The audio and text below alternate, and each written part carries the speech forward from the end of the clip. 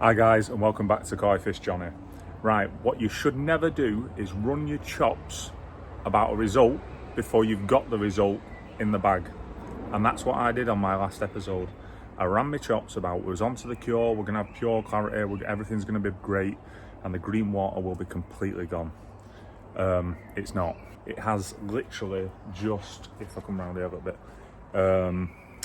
it has literally just maintained the level it had improved to before. So the water clarity had improved substantially.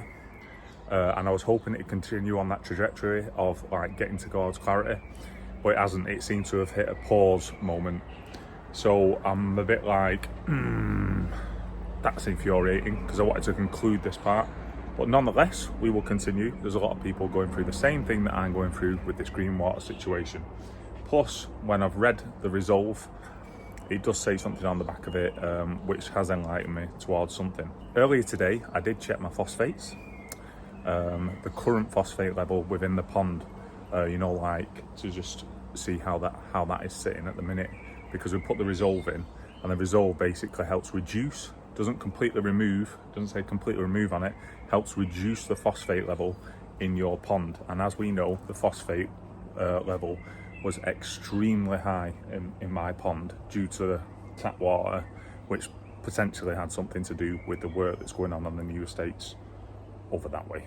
So yeah, I tested the pond water earlier today just to see what the phosphate was sitting at before we approach day 10, which is tomorrow, which is when I'm allowed to put more Resolve back in. So I checked the phosphate today, and it is, in fact, I've got a clip of it, so I'll just clip it in now. Okay guys, phosphates. I would say that is between 1 and 2, maybe even closer to 2 than it is 1. So that means the phosphates are high, still high in the pond. So last time I treated with the Resolve, it wasn't quite enough. So it looks like we're going back again, as that's the stuff that removes the phosphate from the water. Okay, so as you can see there guys on that video, I think it's showing up at like between 1 and 2. But it was definitely like in between, right in between it was. But either way, too high, and we want to reduce them phosphate levels. So I bought myself a big 2 kilogram bucket. I'm probably going to need a bigger bucket than a 2 kilogram in the future, but that's the one I got at the minute, and it'll treat my pond, I think, 6 times that one, so that's good. But what I'm going to have to do when I've read the back of the Resolve, which I'll just walk over to with the fish, when I've read the back of the Resolve, it does say this stuff, it's brilliant.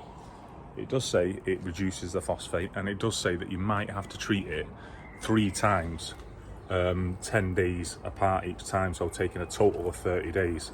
So unfortunately, I think we're just going to be stuck with this situation until 30 days is gone. And then it does say regularly keep it topped up within there to keep your phosphates down. But I'm not too keen on popping too many chemicals into my water all of the time. I literally want to, I know I'm a big fan of prevention rather than cure, but I don't really want to be banging that in my pond every single week or every single 10 days. So I'm probably going to just keep an eye out on it. This is my plan for the future when we get past this point. I'm going to keep an eye on it, and when I do see a little green tiny tinge, bang, I'm going to bang some in. But I know through experience through last year, I didn't have this problem. I didn't have the green pond syndrome. I didn't have, obviously it kicked up a bit in spring. I was probably more switched onto it. Maybe the water was a different mix that was coming out of my tap at that particular moment. The pond has always been exposed to a few hours of sun. Like it isn't, I know it looks on camera there like it is blasting sun 24/7, but literally I'm gonna have to spin you around. Sorry if I'm moving too fast here, but if I walk to the end of the garden here and we do that, the sun rises over there, so the house blocks it onto the pond in the morning, so it only gets the sun up there. It only gets the sun from about 11 till about 3 o'clock, no, just before 3, about 3 o'clock, R2, 3 o'clock, depending on the time of year, and then it dies behind this massive tree. So that blocks most of the sun onto the pond, and then it goes behind there and there. So the pond isn't as exposed as you actually think. So that, and with the history of the pond, like last year not having the problem, I just think it's down to what's in the water, what's going in the water, my management of that water, and experience, and the fact it is classed as a new pond syndrome. So yeah, tomorrow morning is day 11, so that will be going in first thing, the right amount. But I want to just have a little look at the fish. In fact, I'm going to flick you around now, have a look at the fish, have a look at the clarity of the water, see what you guys think. The pump speed has been down now for a while. I think it's about 1.5 weeks it's been down.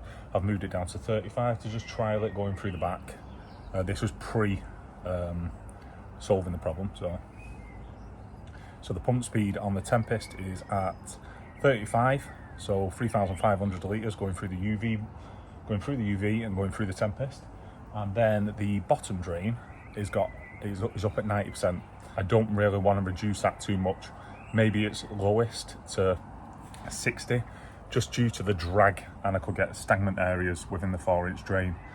So I obviously don't want to batter that down too much. But then again, the entirety of last year I spent at between 50% on the UV system and on the Nexus, so 50% on either one, 50% and 40%, that was it. And then in the winter I went down to 20.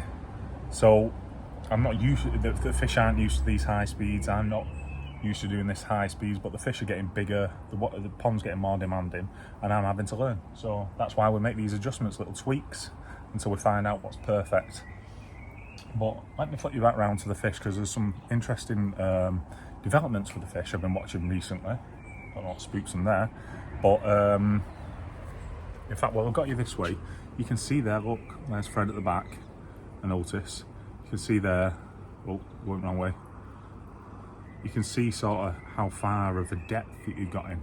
Let me flip you round, you'll see more of it. Okay guys, so we'll approach pond now. As you know, well, the cars do spook the fish because of the vibrations, and we just have one there, rarely go past. But here we are. There's Fred, lunatic he is. As soon as we go to the top, he'll pop his head up. All the fish are looking great. Even Morrison's cart pox is falling off him now. That Sankey is one to watch. That is a beautiful, beautiful fish. Some of that, I think it's called sumi, the dark stuff. Look at it, just underneath the skin. I think that's going to pop out, and when that goes black, like the black part on his head, the sumi, and the patterns down the back, he is going to be a sensational Sankey. That's nice, isn't it? Sensational Sankey. There's Big Otis. There's Kiki. There's Jagger. Jagger is definitely a contender for Grower of the Year. 37 centimetres he was going into this year. He is obviously, Fred, the nutcase, he was 43 centimetres going into this year, and he will definitely grow a lot. But a couple of the little ones aren't knocking around now. So there's a little Gimring Kahaku I've got in here, hasn't got a name yet, and that Yamabuki Ogon there, see him? Right, them two, both were 90, there he is, the Gimring Kahaku, right at the back. Them two have been smashing the food recently, and I looked at them and they must have grown some centimetres already.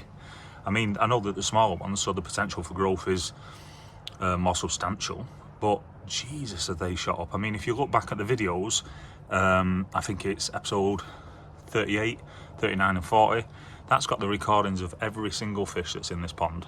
When we pulled them out, bucketed them up and had a look at them, I mean, look at that. Kajaku, it's called Sweet Elsa Kajaku. Beautiful fish, beautiful fish. I wasn't keen on that one at the first. I love it. Anyway, let's pop some food in. You can see there the water clarity. We're still not getting them bubbles. We're just getting a lot of Johnny and no bubbles. So, but you can see there that Sankey, that shower just disappeared there into the background. Let's get up and give him a bit of. Come on, Fred, let's stroke your head.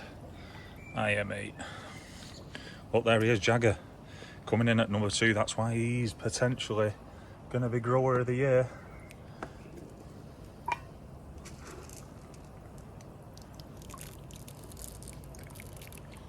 This is the sound that I love, when they all come up feeding. Just listening to that. Well, then I get a gate that spooks it, a little tiny gate. But look, you can see there the water clarity. If I roll myself around a little bit here, as I just spotted that Ginrin Kahaku come up for it. Yeah, you can see there we are looking a lot better. See if I can spot that Ginrin Kahaku. I bet you guys can. Where is he?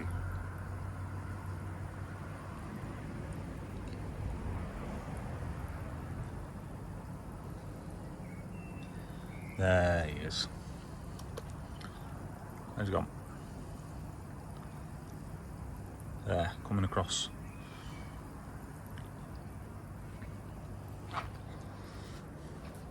Anyway, yeah, coming back to the front down view, you can see there the clarity. But what I did want to say about that, it's always very interesting watching them shoot up from the food like this. It would obviously be better if it wasn't as murky, but we are improving. There's Winston. It is beautiful just watching the fish and listening to them eat. Normally they're a bit faster than that, but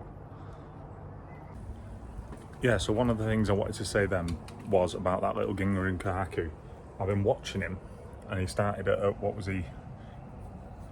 He started at 19 centimeters going into this season, and he looks like, just off of his observations, he looks like he's stretched out quite a bit.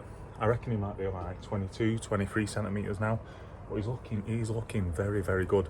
I wanted to talk about him a lot now, but because I've come out to record, he's naturally being shyer than the rest of them, so that's where he goes sometimes. But yeah, that little Ginrin Kahaku that hasn't got a name, and the Yamabuki Ogon that hasn't got a name, then my dark horse is for the percentage grower of the year, which I'll be doing in October, the first week in October. And I'm also contemplating doing like a half-time measurement, but I don't know whether it might be overkill. But just because today I got really, really excited as that little Ginrin Kahaku knocks off to back there. Today I got really excited and like, because I saw that little Ginrin Kahaku again, I'm gonna have to get him a name, because I can't keep saying that. Maybe if you guys can drop a name, I'll drop a picture of him when we measured him in now, or a little clip. Yeah, so a little name. If anyone can drop a little name in the comments, and if there's one I like, or I think is quite cool, suits his personality. He's quite shy, hangs around on his own, doesn't normally swim in a group, chills out in the corner quite a bit, quite a quiet fish. If he's got any friends, it's probably the Yamabuki Ogon.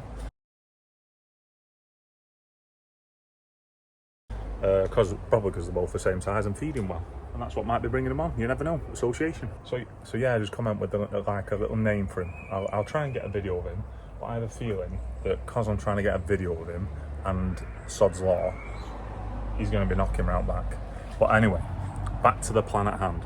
The plan at hand is tomorrow I will be dropping in some more of the Resolve, and we'll be lowering the phosphates, in turn improving the clarity of the water, hopefully towards the getting proper clear water.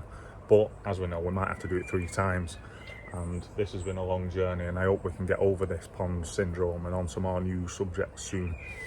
But yeah, Jagger, beautiful fish. What a fish. Platinum Ogon, Deutsch Platinum Ogon, scaleless, beautiful fish. And there's Morrison there, if I'll drop back a bit. In fact, let's go to the window. Beautiful Shusui there with the blue back.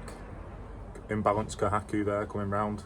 When I mean imbalance, it's like that white side, it's gone down now, but that white side, his left side is very white, and his right side is really beautiful pattern. But because this vortex of water, I get to see a lot of the left side of the fish as they swim against it. Naturally, that's the worst side. Look at them. That Sankey, man. I am absolutely besotted with that Sankey. But anyway, that's enough for this episode, guys. I hope you've enjoyed it. Please like and subscribe, and I'm looking forward to seeing what we can achieve with the growth in the year 2022. So please take care, look after yourselves.